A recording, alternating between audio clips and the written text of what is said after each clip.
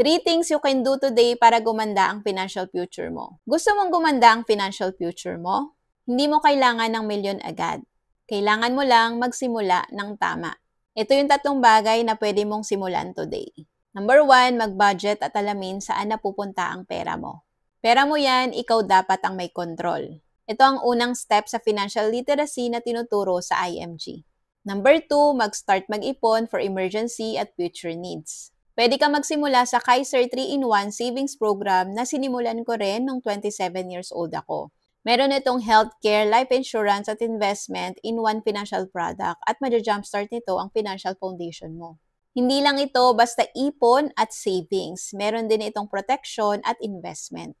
Number 3, mag-aral about personal finance. Join a community like IMG na magtuturo sa'yo paano mag-invest, paano mag-prepare para sa retirement at paano umasenso. Libre ang matuto kung willing ka lang.